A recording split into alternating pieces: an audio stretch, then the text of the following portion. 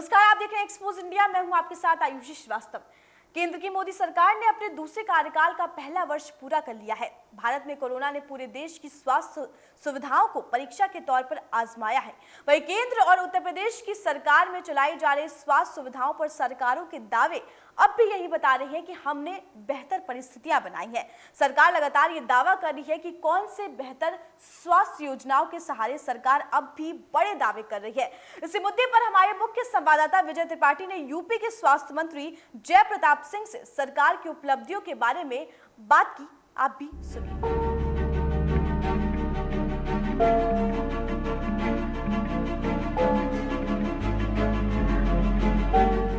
केंद्र की बीजेपी सरकार ने अपने दूसरे कार्यकाल का पहला वर्ष पूरा कर लिया है। इस पहले वर्ष में क्या उपलब्धियां रहीं और क्या ऐसी चुनौतियां रहीं जिन पर अब भी सरकार लगातार काम कर रही है, और उत्तर प्रदेश के लिहाज से अगर देखा जाए तो उन चुनौतियों को कितना अमली जामा पहनाया गया है और क्या आगे लक्ष्य हैं उत्तर प्रदेश में, इस पर ज्यादा बात करने के लिए हमारे साथ मौजूद हैं उत्तर प्रदेश के स्वास्थ्य मंत्री जय प्रताप सिंह। हम उनसे पूछेंगे कि क्या उत्तर प्रदेश में स्वास्थ्य महकमे से जुड़े जो केंद्रीय योजनाएं थी, जो गाइडलाइन थी, जो योजनाएं बड़ी योजनाएं कही जा रही थी, उन पर अब तक क्या कुछ बड़ा काम दिख रहा है? आपको लगता है कि अभी उसमें कुछ बाकी है या चुनौतियां अभी बड़ी हैं?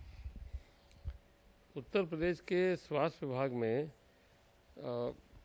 मेरा मानना है कि अभी कम से कम हम इसमें बजट बढ़ा के अधिक हम अगर खर्चा करेंगे तभी हम उत्तर प्रदेश की स्वास्थ्य सेवा को और बेहतर कर पाएंगे।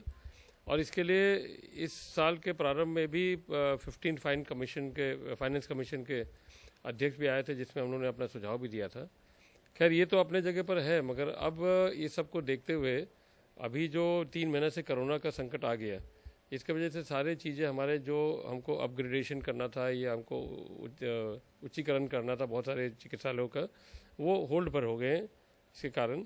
मगर अब एक अच्छा अवसर ये भी है कि इसमें केंद्र सरकार ने भविष्य को देखते हुए ये भी तय किया है कि हमारे जनपद स्तर के चिकित्सालयों को मजबूत बनाएं, वहाँ कम से कम इस तरह का लैब में इन्वेस्ट करें, हाईटेक लैब में, जो तमाम प्रकार के वायरसेस को तत्काल उसका जांच करके उसका रिजल्ट बता दें।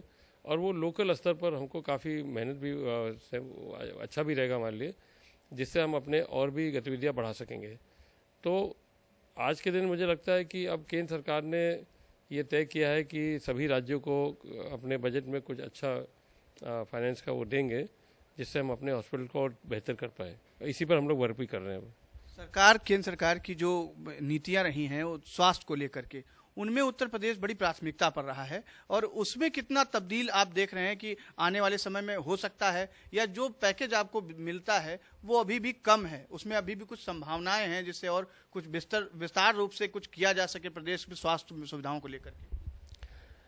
राष्ट्रीय स्वास्थ्य मिशन में जो हमको पैकेज मिलता है, पहले वो 75 और 25 के अनुपात में ये हमको फंडिंग होता था। अब क्योंकि शायद उस पर पुनः विचार रहा होगा हमारे आने के पहले, तो वो 60-40 पर अब आ गया है।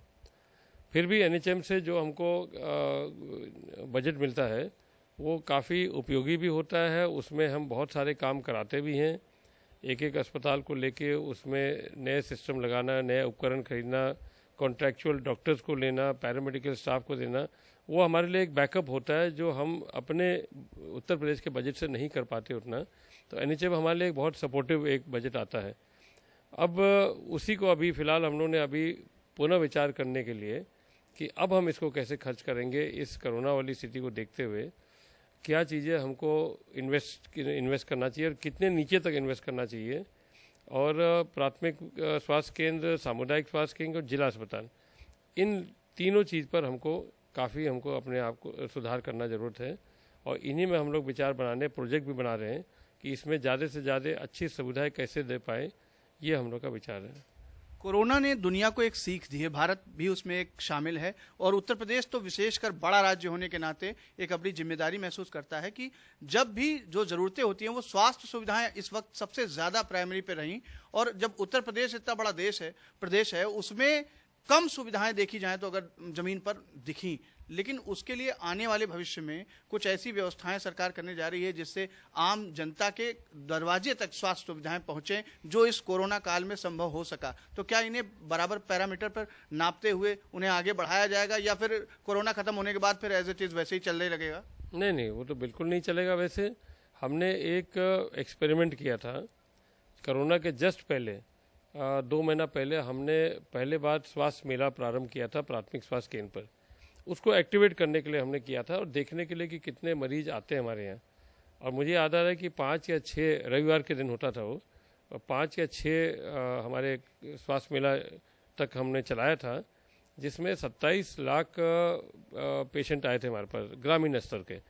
और उनका हम लोगों ने अलग अलग कैटेगरी भी बना दिया था, कौन ब्लड प्रेशर के लिए आया था, कौन डायबिटीज़ के लिए आया था, अन्य टाइप की बीमारी की जांच कराने के लिए, और उसके साथ बहुत सारी सुविधाएं, चाहे जो महिला से भी जुड़े हुए और क्या बोलते हैं टीबी का जांच कराने के लिए, हर प्रकार के पैथोलॉजी के जांच कराने के लिए, हर प्रकार का सुविधा उस छोटे से स्वास्थ्य मेला में हम लोगों ने स्थापित कर दिया था और बहुत अच्छी तरह से चल रहा था।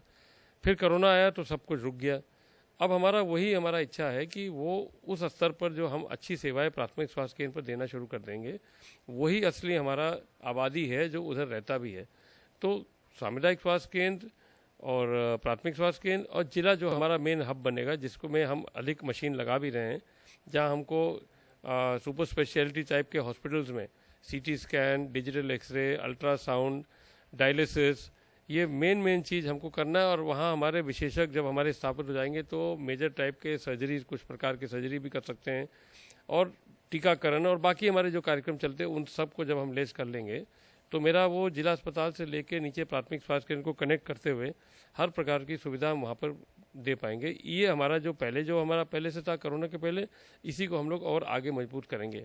तो मेरा मानना है कि हर हाल से हमको उस ग्रामीण क्षेत्र के या उस एरिया के जो आबादी है उनको अच्छे सुविधा दे पाए, अच्छे माने उनको सलाह मिल जाए, डॉक्टर अच्छे मिल जाए, ये हमारा उसमें लक्ष्य है हमारा। एक बड़ा सवाल ये रहा है, मुख्यमंत्री ने दावा किया था कि 18 जनपदों में चिकित्सालय खोले जाएंगे मेडिकल कॉलेज लेवल के। तो क्या उनमें कोई केंद्रीय बजट की मांग की जाएगी सरकार से द्वारा कि हमें पैसा और चाहिए, या आप अपने आप को सक्षम मानते हैं कि उत्तर प्रदेश सरकार खुद ये चीज़ें डेवलप कर लेगी और आने वाले समय में जिससे आम जनता को कुछ मदद मिल पाएगी? नहीं, कुछ तो मेडिकल कॉलेज हम लोग ने अपने ही संसाधन से खोला है। उत्तर प्रदेश ने जब प्रारंभिक हमको मुख्यमंत्री ने इनके ऐलान किए थे, मुझे लगता है 12 या 13 ऐसे मेडिकल कॉलेजेस हैं विभिन्न जनपदों में जहां हमने अपने संसाधन से खोला है। बाद में केंद्र सरकार की भी योजना आई, उसमें भी हमने वहां से सहयोग लेके, मुझे लगता है 15-16 ऐसे कुछ और थे, उसको हम लोग ने चिन्हित करके उतना और हम लोग ने उनके सहयोग से खोला है। दोनों मिला के हम उसको चला रहे हैं। तो ये व्यवस्था तो हमारा मेडिकल कॉलेज से जुड़ा हुआ है। हम अपने मंडलीय चिकित्सालयों में भी एक मजबूती से हम अपने लैब्स भी बनाने जा रहे हैं, जिसमें 6 मंडलीय चिकित्सालय पर हमारे लैब्स बनना शुरू भी हो गए, उनका निर्माण कार्य शुरू हो गया है। तो वो हमारा प्रारंभ हो चुका है और जनपद स्तर पर केंद्र सरकार की मदद से हम लोग लैब्स वहाँ भी स्थापित करेंगे। तो ये सब मिला के मेडिकल कॉलेज में तो लैब हो गई, अन्य सुविधा मेडिकल कॉलेज में होता ही है, वहाँ सुपर स्पेशलिटी स्टेटस होता भी है। हमारे उनके टर्शरी केयर और हमारे जो नीचे के जो जनपद स्तर के जो भी हमको सुविधा देना, दोनों मिलके हम लोग एक अच्छा सुविधा प्रदान करेंगे। धन्यवाद। ये थे जयप्रताप सिंह, जिनका एक्सपोज इंडिया पर यह दावा है कि सरकार आने वाले समय में जल्द ही अपनी जो सुविधाएं हैं उनको हाईटेक करेगी और आम जनता तक सभी सुविधाओं को पहुंचाने के लिए पूरा प्रयास करेगी। पर यह दावा जमीन पर कब तक उतरेगा ये वक्त ही बताएगा। कैमरा पर्सन दीपक के साथ मैं विजय त्रिपाठी, एक्सपोज इंडिया, लखनऊ।